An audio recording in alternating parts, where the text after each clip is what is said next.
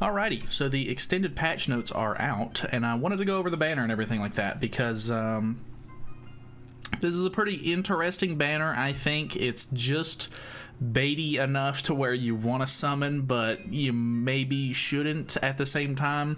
I actually put out a poll on the YouTube channel on the community page not too long ago. It was a couple of days ago, and I was asking whether or not people thought this was like a must summon, or I specifically said that I didn't think it was a must summon, but I was asking people if they were going to summon or not, and it was like a 77% or something, like close to 80% of people said that they were going to be skipping this banner.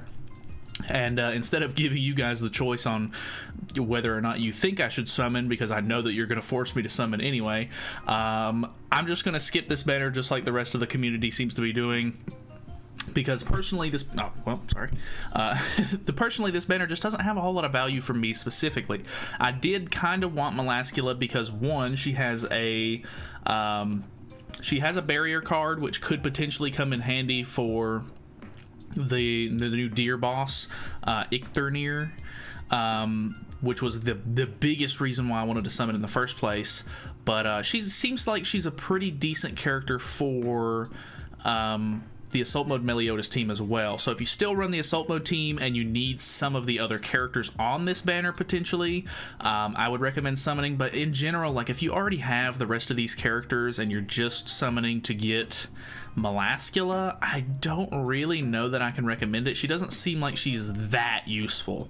If you don't know, her skills are her main attack card is just a deplete ultimate move gauge orb skill, which isn't anything too crazy, and then her other skill is it creates a barrier around all of your allies equal to 375% of attack for 2 turns, and that's literally it. It's just a small little shield. It doesn't have any extra effects or anything like that, like Goddess Liz's shield does.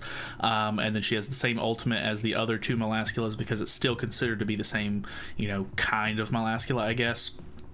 The biggest thing that's interesting to me is her passive, which was the biggest reason why, or well, not the biggest reason, obviously the biggest reason was the barrier for me, but her passive is really interesting. Increases allies' basic stats by 20% of the hero's lifesteal at the start of the battle. Allies become immune to ignite stacks, or just ignite, so you can't put ignite stacks on people. Or they can't put them on your team, sorry. So if they're running Kyo, you completely shut that down, you completely negate it, which is really interesting, and I think it could make for some fun gameplay to sort of counter Kyo teams, because then, like in ungeared PvP lately, I've been running against a lot of Trader Melee with the blue awakened Lilia, and then Kyo on the team, so that way Lilia just completely destroys you and one-shots your units, which is very annoying. And this would completely shut that down because you wouldn't be able to put ignite stacks on. She would have to rely on her own cards and stuff like that to put other debuffs on you, which I think her other card is a dissolve, but I can't remember exactly what it is. But yeah, that would help shut that down a little bit, but it's so niche, it doesn't really seem like it's something that you would want to go out of your way to summon for. So yeah, she has pretty high lifesteal stats, if I'm not mistaken. So if you put like a lifesteal, if you put 2 lifesteal pieces of gear on her, and you max out your lifesteal stat, substats and stuff like that, you can get some really high bonus stats out of her passive, but it just doesn't really seem like, she doesn't do a whole lot in general. It's not really worth taking up the slot on your team, I don't think. So all in all, I just don't think the hero's really enough for me specifically to want to summon. So like I said, the banner itself is pretty decent. Like it's got a lot of bait to it for sure. They want you to summon on this, so that way you have to spend money to buy gems later, because there are some interesting things coming up. They have already announced a live stream in the next couple of days to show off what I'm assuming is going to be the next festival unit, because obviously on March 3rd that will be the 2-year anniversary of Global launching, so we're due for a festival on this next update for JP, so it'll be around 2 weeks away for us. And There was also a bunch of leaks that came out today about slime collab, character models and stuff like that being in the game. So that could potentially be pretty soon after the festival as well. So there's too much going on in the future for me to really recommend anybody summon on this. I know that a lot of people right now are really wanting to get 2 characters. They want this red Matrona, or they want Miguelda, and Miguelda isn't on this banner, luckily, so you're not even more tempted. But honestly, at the moment, I haven't been messing with the deer too much, because I'm kind of waiting on some better units to come out for the deer specifically before I really dive in and try to farm it more, or just actually like commit to learning it, I guess. But for the bird at the moment, I'm using a team that doesn't even use Matrona. So I don't know. If you already have Miguelda and you already have some of the other characters that you need for a really good fast bird team, I would say, this Matrona bait isn't really worth the trouble. But then again, some of the other characters in this banner are pretty decent. So obviously, Zaneri was one that people were actually commenting on when I made the poll, saying that she was actually a big reason why people wanted to summon. And that's completely understandable, because these Valentine's Day units don't come around all that much, if any at all, unless they're on a specific Valentine's Day banner.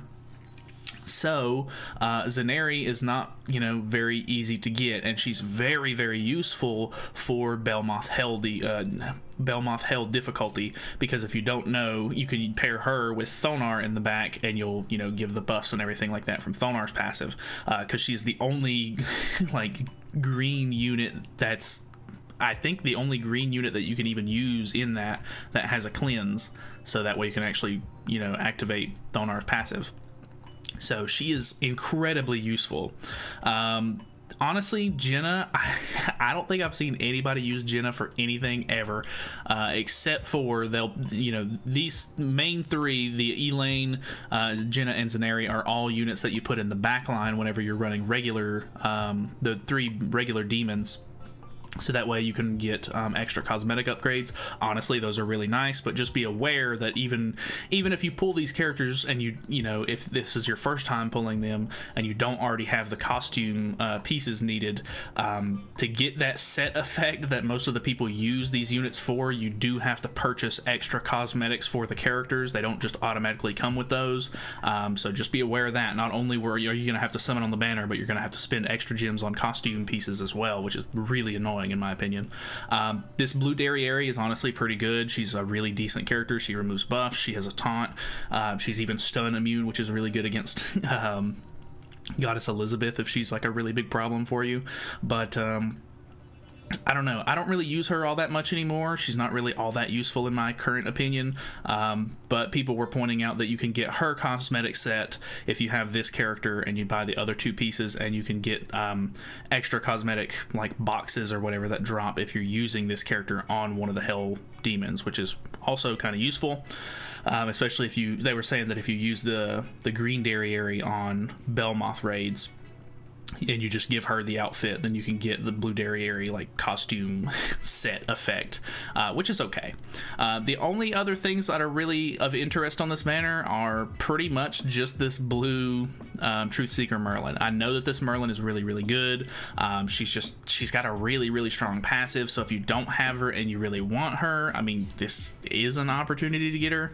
But I don't know. I don't see a whole lot of people use her, but at the same time, there's a decent amount of people that use her. So if you really want her and you maybe missed out on her, I don't know, you can maybe go for it. But I just think that with all of the stuff coming up, this banner isn't enough of a bait for me specifically to feel compelled to summon. I kind of wanted to get the new Melascula, but at the same time, I think my gems are just better saved and spent on newer banners. So yeah, just be aware. I mean, obviously, take a look at your own box, see what you need. If you really need, if you really need Zaneri and you really need Matrona and you really want to get this blue Truthseeker Merlin, then maybe summon, because there's a couple of characters that you can get. But if you're just going in and summoning just because you want specifically red Matrona, she's unfeatured and the odds are not great. Obviously, this game does not have very good summon rates, and I just really can't recommend you summoning on a banner just for one specific unit.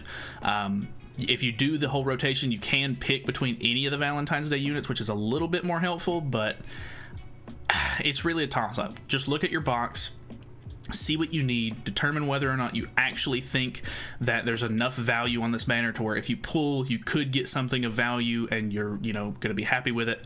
But other than that, I'd really recommend you skip this banner. From what I've seen of the Melascula, she's not that impressive. And yeah, that's pretty much it. So hopefully this was helpful. Thank you guys so much for watching. Feel free to let me know down in the comments below your opinions on the banner or the character or anything like that, just to help maybe either persuade people into not summoning, or maybe you got points to where you think people should summon. I don't know. Just let me know down below. I'd be happy to read your comments and reply back to you and stuff like that. So that is it for me. Thanks for watching. See you in the next one.